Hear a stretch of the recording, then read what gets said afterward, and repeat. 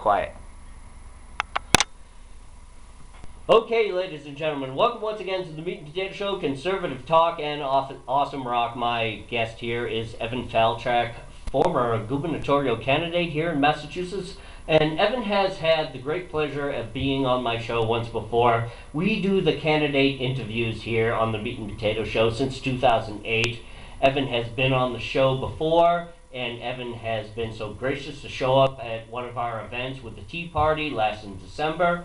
And Evan joins me once again here to talk about what's going on with our politics here in Massachusetts today. Evan, I want to welcome you, Evan Falchuk from the United Independence Party. Evan, thank you so much once again. Thanks again for having me. Glad to be with you. So, Evan, one of the first things I want to talk to you about is how is the United Independence Party doing? I know the last time we talked, you're building numbers, you're growing the party. So where are we today vis-a-vis last time we talked about? Absolutely. So we became an official party at the end of last year and started to be able to enroll people in January. We've got thousands of people that have already enrolled in the party. And the idea behind the United Independent Party is that our politics today is set up to be, like computers, they talk in ones and zeros. And if you're not a one or a zero, there's not a lot of places for you to go. And I see this, and I've found this all across the political spectrum. It doesn't matter where you might have been traditionally labeled, right, left, and middle. You just don't feel as if the system speaks to you. So when we founded this party, the idea was let's find a place, let's create a place where you could have authentic leaders get into office, people who really want to engage and talk about the difficult subjects in a real way, treat voters like adults, and have our system represent people, not the interests that are driving it today. What's interesting is I've been, I do my show, I attend many political events. I see the same rhetoric. Just like what you just said. I see that same rhetoric. It seems left or right.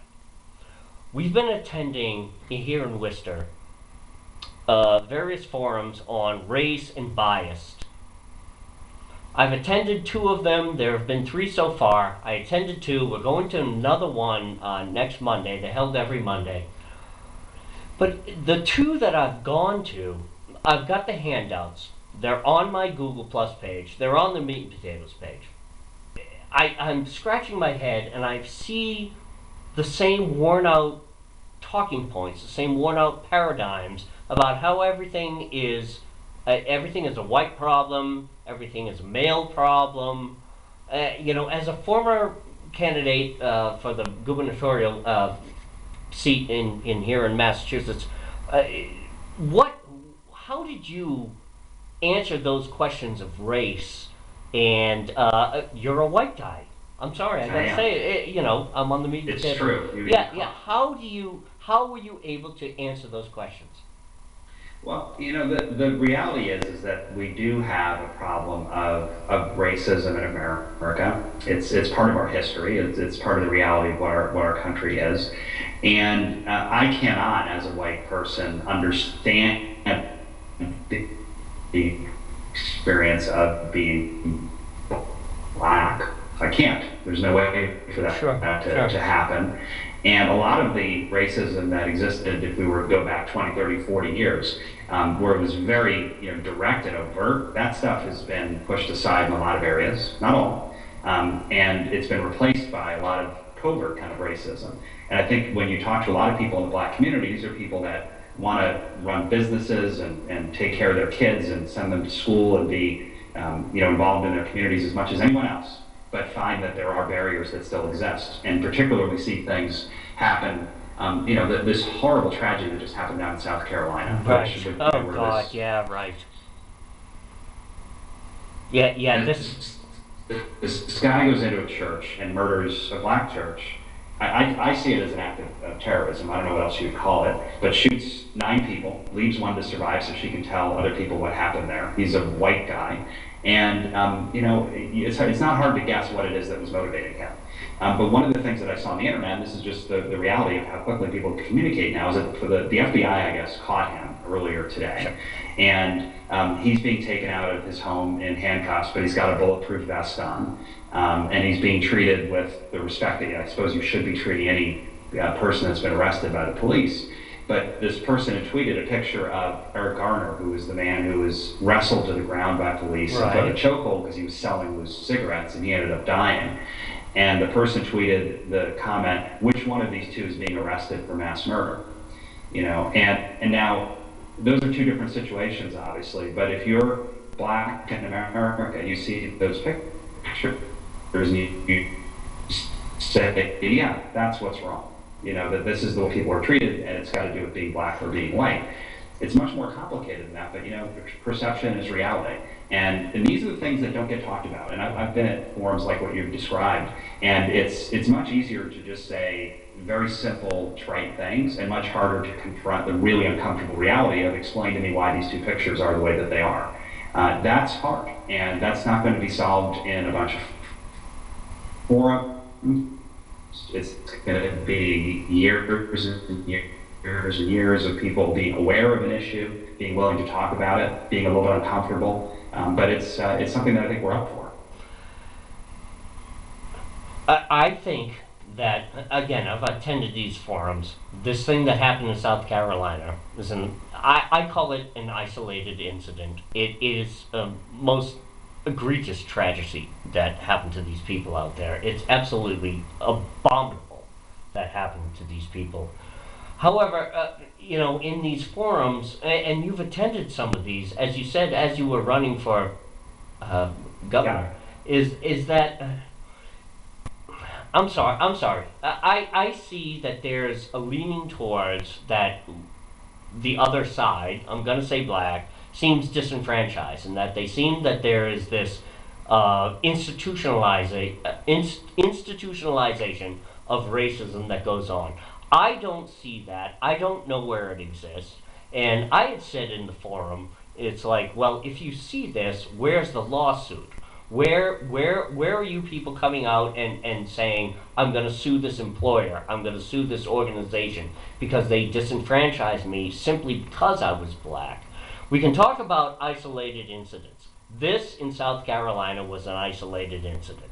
This act of an individual is an isolated incident. If racism exists, it exists only in the isolation of the individual. Institutionalized, I happen to have a disagreement with that. Could you please take it from there?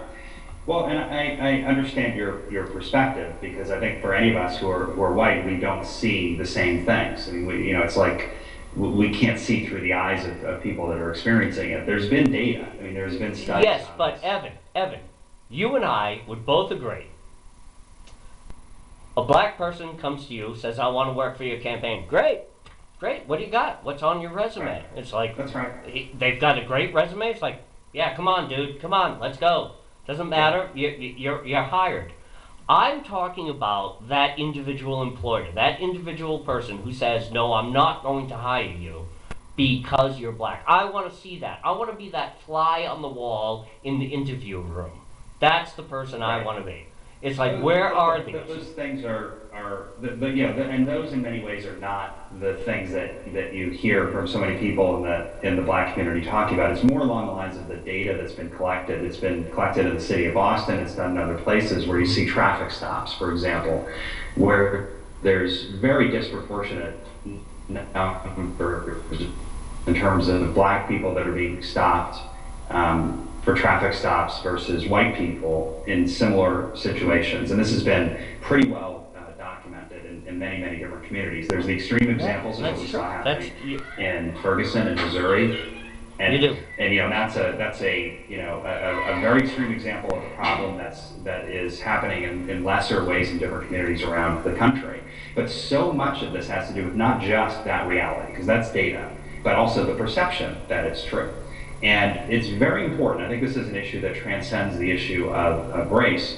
It's very important for a society to function properly that people can trust their government on some level, and especially on the level of the basic interactions that people have with government. So, where do we run into the government all the time. It's got to do with schools and police and, you know, the RMV, you know, all the stuff, taxes, you know, the basic things that we see and feel and experience every day. And if there's a segment of our population, and a significant one, that says that system's not on the level, well, that's not good for a healthy society. Now, there's a lot of white people that would look at all those institutions and say, I don't trust them either.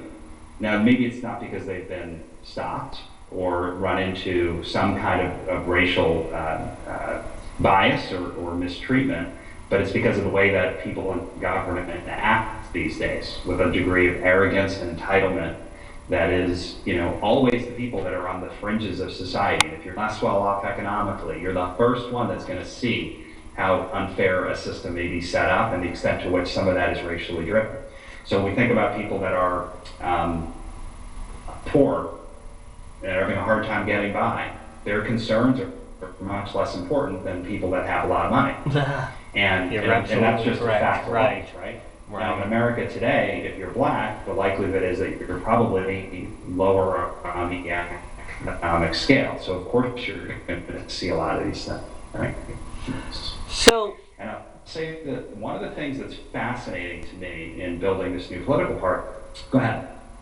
well, one of the things I want to say is you make a great point about working, you know, having to interact with government. You happen to be an ethnically different type of person as opposed to a white person.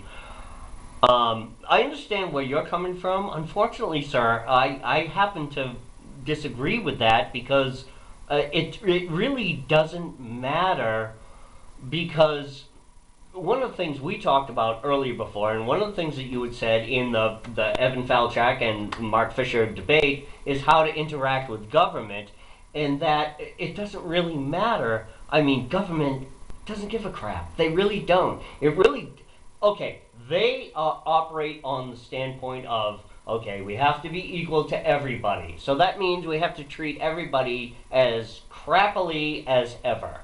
And that's what happens. I understand what you're trying to say, but I think it just actually, you want to talk about equal, and you want to talk about, you know, a total level playing field. The government treats everybody as horribly as they can. It doesn't matter if you're black and white. Sir, go ahead. Yeah.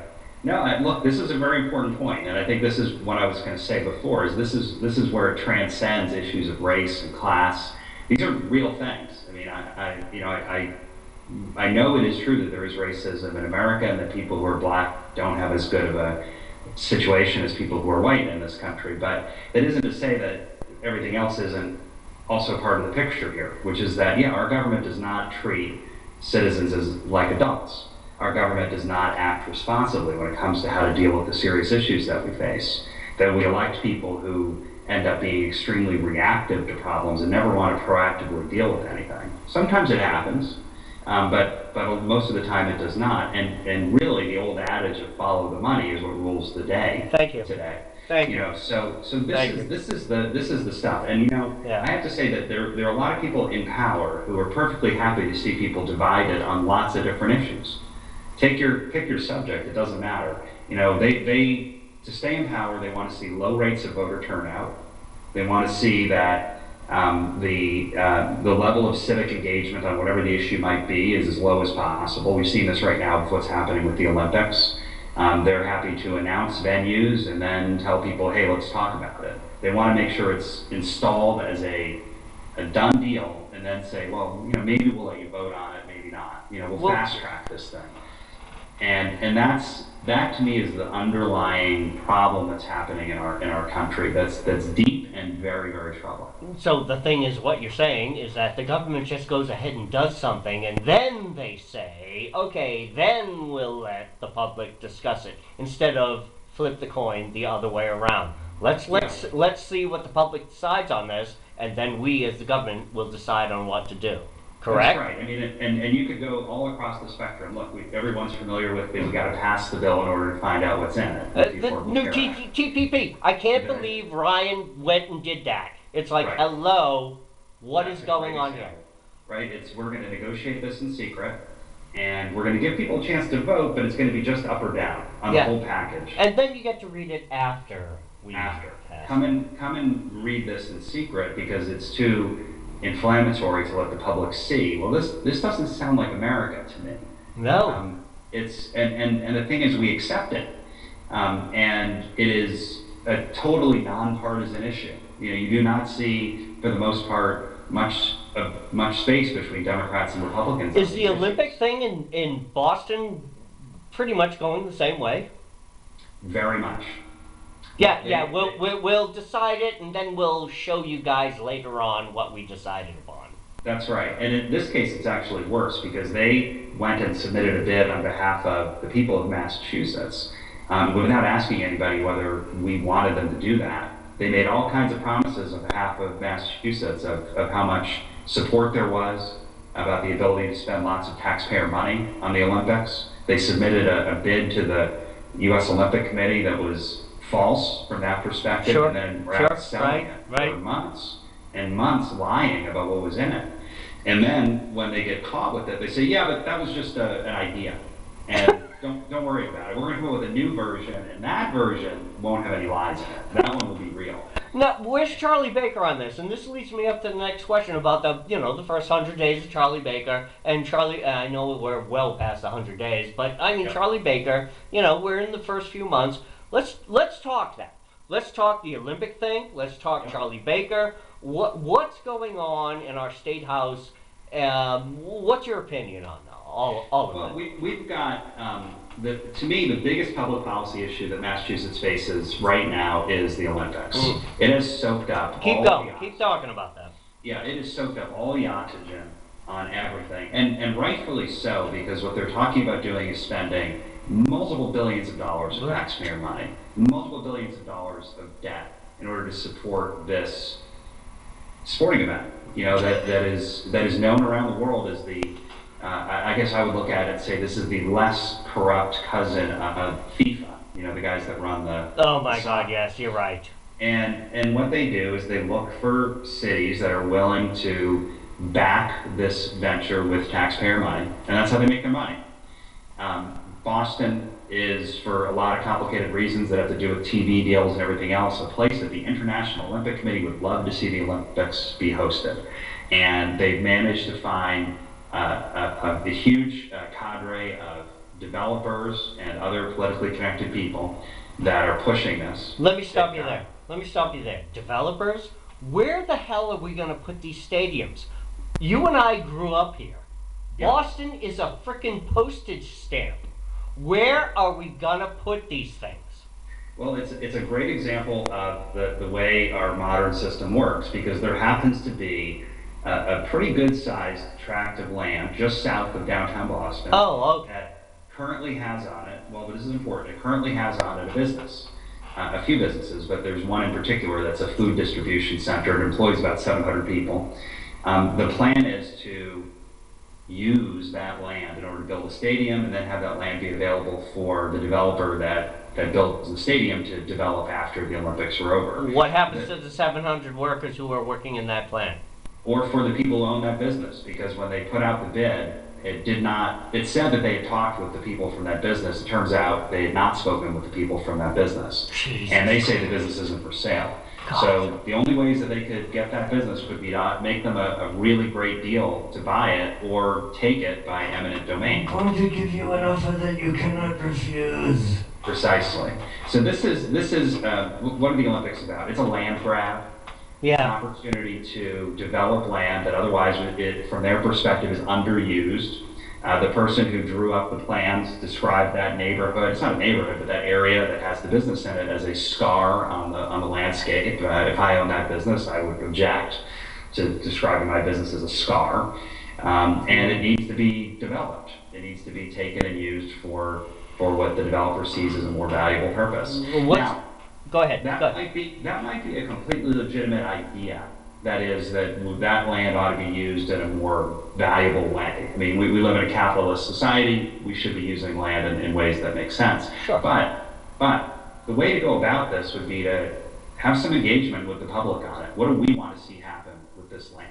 How would we like to see this work? And then propose uses for it, not have a group of people who want it to propose it and then try to use the government to get their way. What are you seeing? Because you run the United Independence Party. What are you hearing from the Baker campaign, the Baker administration? What are you hearing from them on this issue?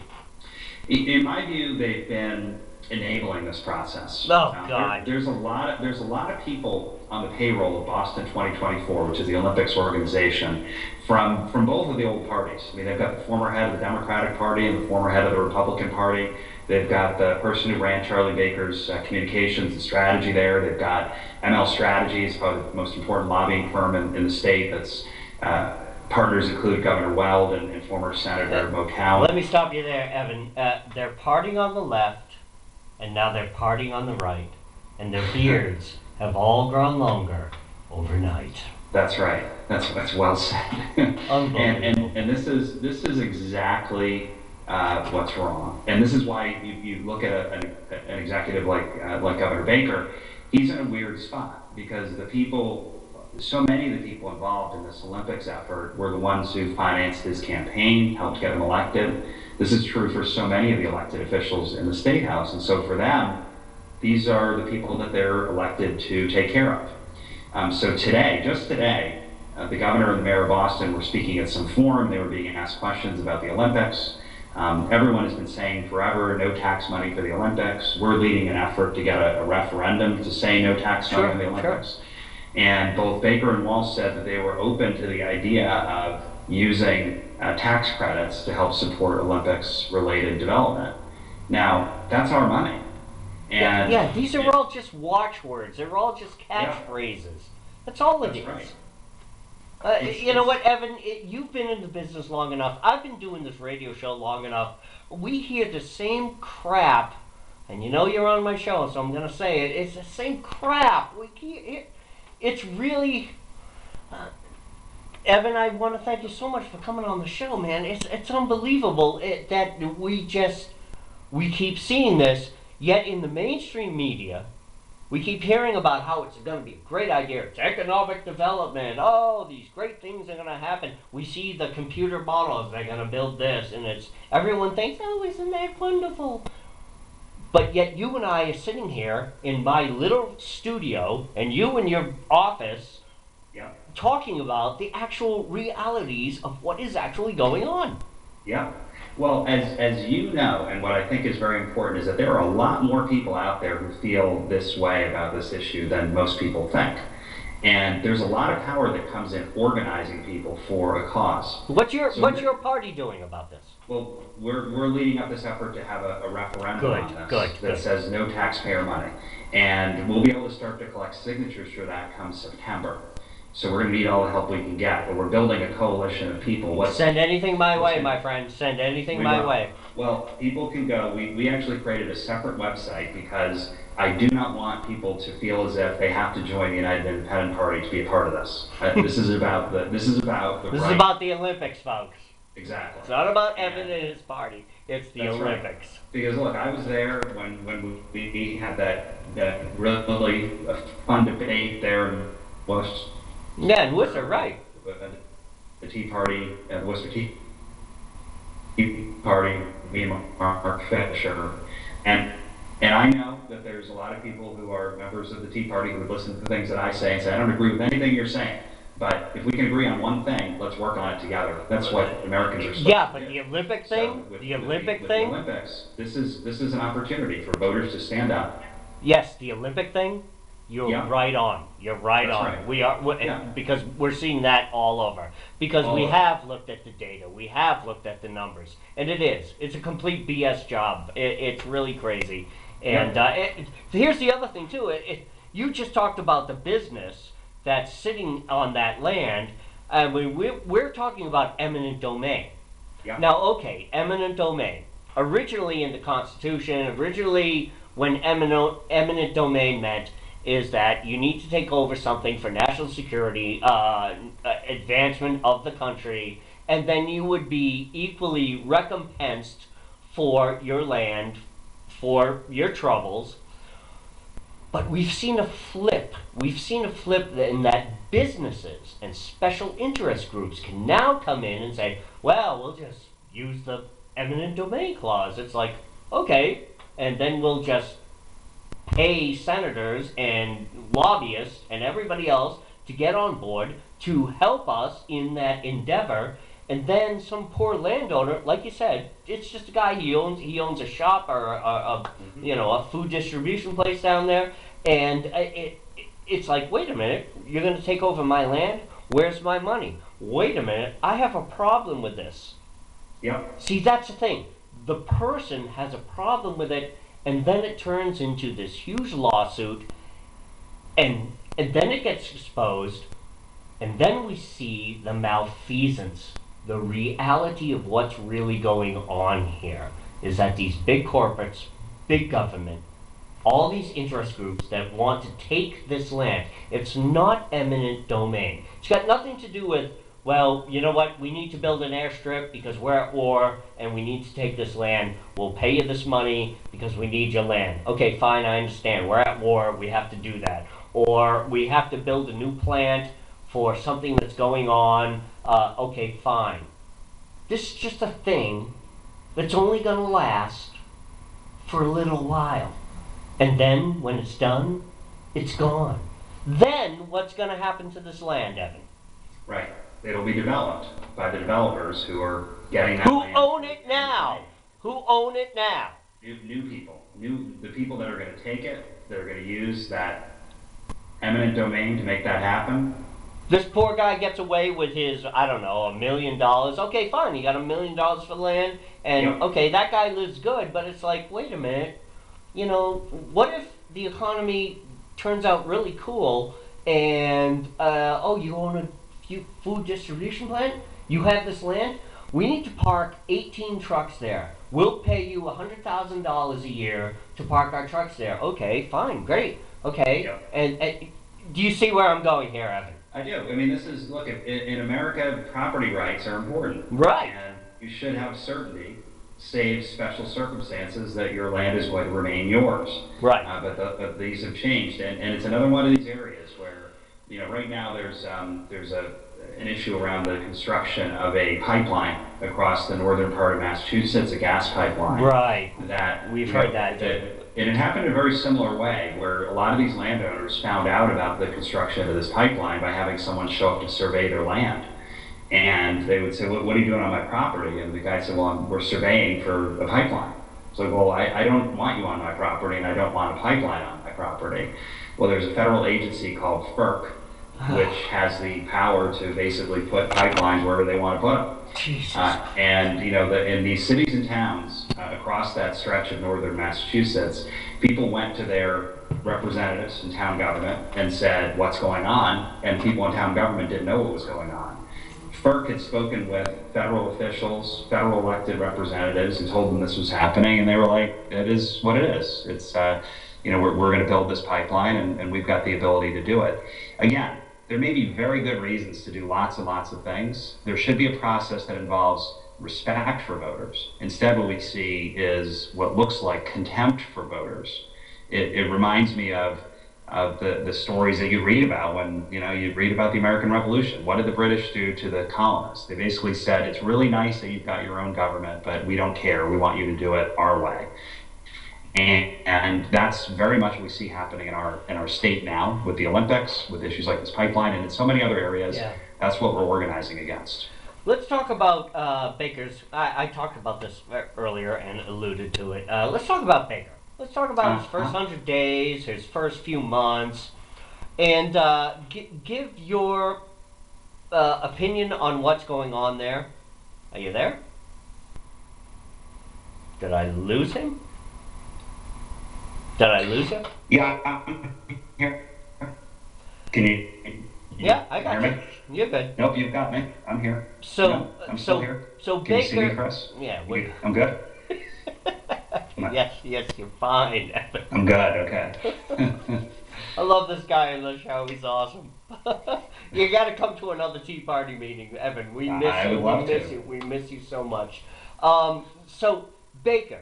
Not only his first 100 days, but his first few months.